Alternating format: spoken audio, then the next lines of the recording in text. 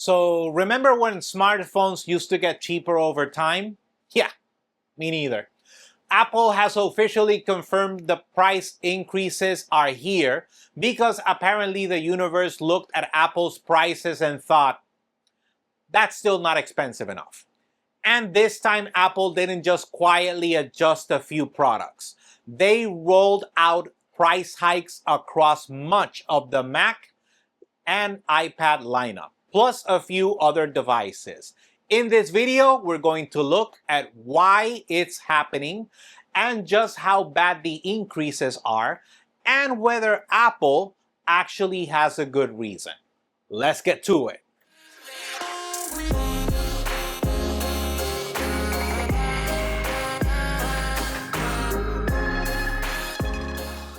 This time the reason isn't tariff, shipping costs, or Apple discovering another way to remove ports while charging extra for adapters. No, this time it's because of a global RAM shortage. That's right, RAM. The thing Apple already treats like it's made from compressed unicorn tears. According to Apple, memory prices have exploded thanks to the AI gold rush currently happening across the tech industry. Every company on earth is desperately trying to become an AI company. Google wants AI, Microsoft wants AI, Amazon wants AI, Meta wants AI, your coffee machine probably wants AI. And all of those AI systems need massive amounts of high-performance memory chips. The result? Memory manufacturers are prioritizing massive AI data centers because that's where the money really is. Meanwhile, consumers are standing outside the store looking through the window, wondering why their next laptop suddenly costs hundreds more. Apple says it has been absorbing this increased costs for months, which is honestly the most shocking part of this entire story. Apple voluntarily not charging customers more money? That's like hearing that a shark has decided to become vegan. But apparently even Apple has its limits. The company now says the situation has become unsustainable, which is corporate language for we're done paying for this, you pay for it. And unlike all the rumors over the past few weeks, we now know exactly what those increases are going to look like. The MacBook Neo jumps from $599 to $699, a 16.7% increase. The MacBook Air goes from $1099 to $1299, adding another $200 to the entry price. The MacBook Pro gets hit even harder, climbing from $1699 to $1999. On the iPad side, the standard iPad jumps from $349 to $449. The iPad mini goes from $499 to $599. The iPad Air increases from $599 to $749. And the iPad Pro now starts at $1199 instead of $999. Even Apple's smaller products weren't spared. The HomePod mini goes from $99 to $129. The regular HomePod jumps to $349.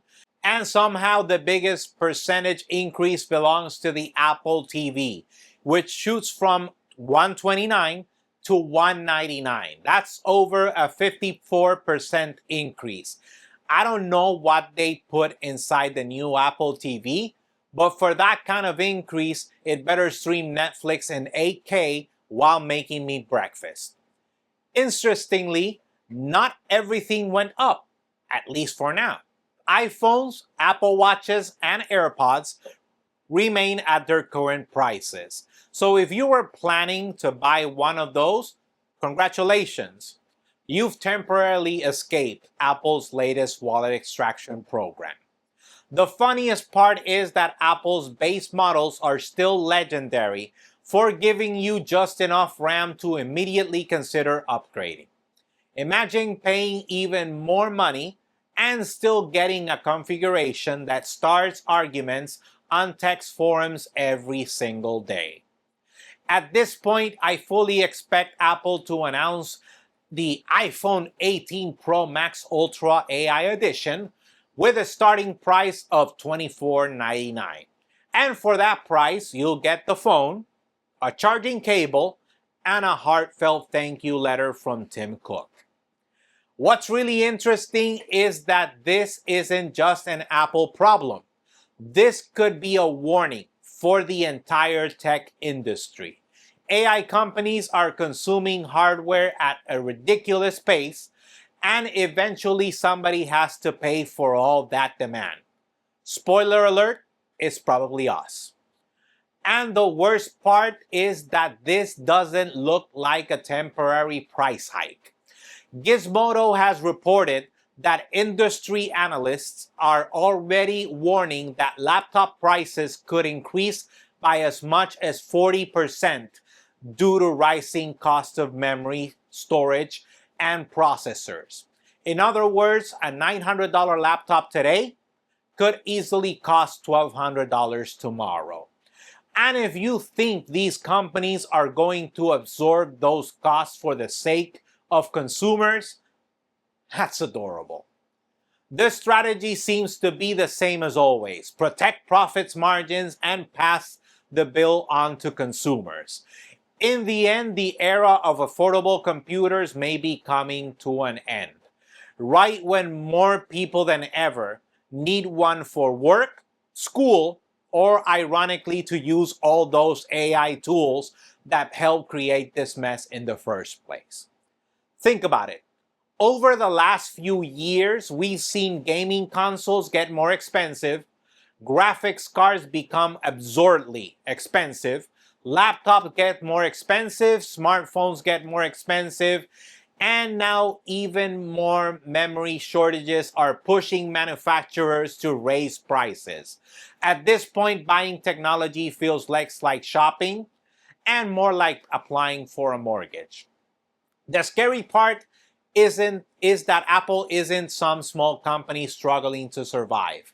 This is the most valuable company on earth. If Apple is publicly admitting that memory costs have reached the point where they need to raise prices, imagine how much pressure smaller manufacturers must be feeling right now. And let's be honest, nobody likes hearing that prices are going up, especially when literally everything else seems to be getting more expensive too. Gas, more expensive. Groceries, more expensive. Streaming subscriptions, more expensive. Your favorite tech gadgets, also more expensive. Pretty soon, we're going to be financing AirPods over 72 months. On a personal note, this dramatic shift in Apple's pricing strategy has made me realize that I've probably purchased my last Apple device for a while. I recently ordered the M5 iPad Pro, but not because the M4 suddenly became obsolete overnight. The only reasons were that I wanted more storage and I could hand my M4 iPad Pro to my wife, and then my wife could hand her 2018 iPad Pro down to my nephew.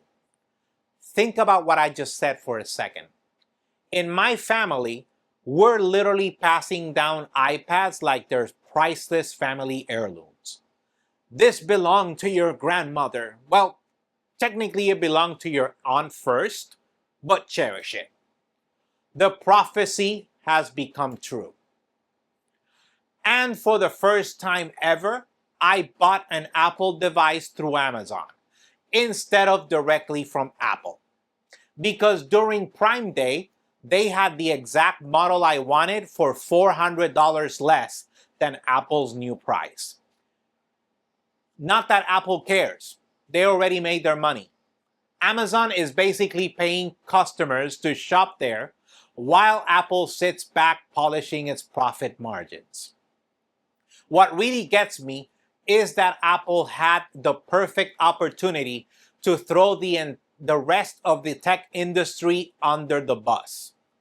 Everyone knows Apple storage upgrades have some of the most ridiculous markups in consumer electronics. So imagine if Apple had walked on stage and said, you know what? Prices everywhere are going up, but ours aren't. Suddenly, Apple would have looked like the affordable option. Think about that. Apple, affordable. That's the kind of plot twists that wins Oscars. Instead, nope. They decided to raise prices along with everyone else, protecting margins and a pricing strategy that helped normalize it in the first place. Now consumers get the privilege of paying even more to a company that was already charging luxury car prices for extra NAND chips. Apple still builds some of the best CPUs on the market. They had a real chance to pair that hardware advantage with competitive pricing and completely embarrass the competition. Instead, they looked at the rest of the tech industry hiking prices and said, wait for us, we don't want to miss out on this. Mission accomplished, I guess. So here's the big question. Is Apple justified in raising prices because of the RAM shortage? Or is this just another convenient excuse to protect its profit margins? Let me know what you think down in the comments. And more importantly, if you were planning to buy a MacBook or iPad this year, does these new price changes change your mind? If you enjoyed the video, hit the like button, subscribe, and ring the notification bell. Because based on recent tech news, the only thing that isn't increasing in price is hitting that subscribe button. At least for now. As always, you can find us on Facebook, Instagram, X, yes, I'm still calling it Twitter, and of course right here on YouTube at J.R. Abrams Tech. Thanks for watching, and I'll see you in the next one.